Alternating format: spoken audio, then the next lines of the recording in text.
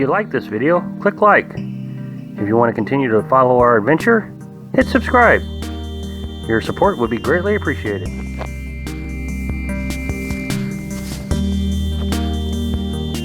Hello, Louse on the Road subscribers and followers. Well, as a lot of you know, it is cold in Florida. It's cold in a lot of, most of the country. I recognize this video, things are starting to warm back up, but as of this date, I think it's January 5th, it's still pretty frigid. For those of you that think it's funny that it's cold and we're living in a pop-up camper, you must have missed the videos where we were in Missouri, living in a pop-up camper, taking care of Carolyn's daughter, and we were surviving in 12-degree weather. It has not gotten that cold here in Florida. The coldest it's gotten is 23 degrees. But I wanted to let everybody know that we are doing quite well.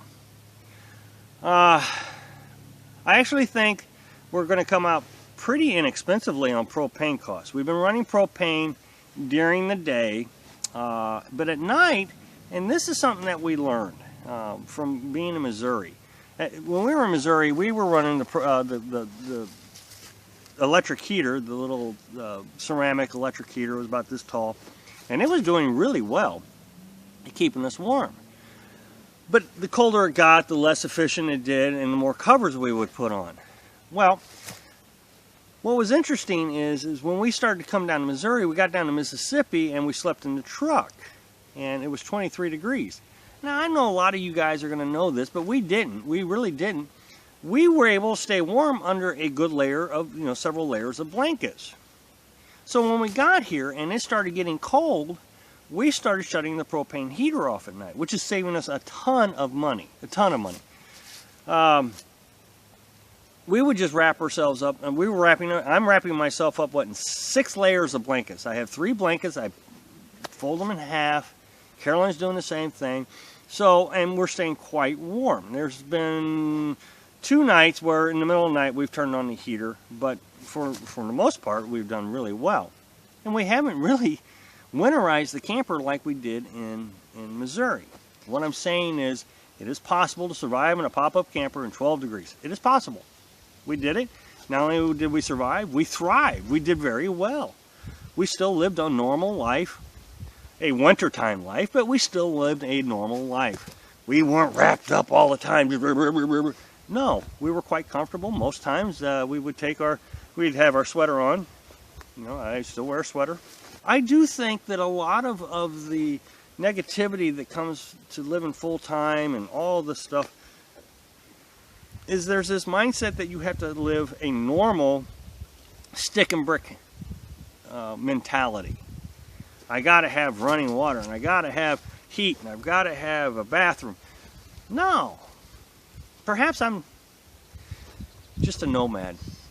I don't know. But I don't need those things, and I've learned that. I learned I don't need heat at night. I don't. Who would have thought? I hate the cold. I hate the cold. But I don't need heat at night. I just need lots of blankets. On a good thick mattress, of course. I have a good thick mattress. Now, a couple things that I have noticed. Since I can't run the water the whole time I'm taking a shower, we have limited our showers. We're using washcloths to wash up during the day in the camper.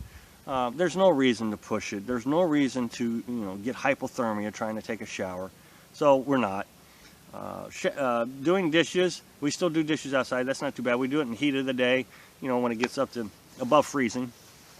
So we are making a couple sacrifices, but not too extreme. I still wash my hair every 3rd day. I go out to the shower tent and just do that, and that way I'm not getting my whole core wet, just my head. We've had to make a couple sacrifices from our normal routine, but nothing terrible. It's not out of the norm. You can see I've missed a day of shaving. I can go back and shave tonight. I'm actually going to do it today. So, something else I learned. I was really worried about our Berkey water filters freezing at night. They're very expensive. I think they're 100, 150 bucks, something like that. And I didn't want them to freeze. So what I did was I put them in the refrigerator. And it worked. I mean, they didn't freeze. There was a skim of ice in the Berkey, but not the filters were fine. I put them on the bottom of the fridge so they weren't near the freezer and all that. So anyway, no, it's not difficult to live in a pop-up camper. There's no reason to laugh at me like it's funny because we've done worse and it's not that bad. So anyway, thanks for watching. Be sure to subscribe. Click like if you like the video. And happy travels.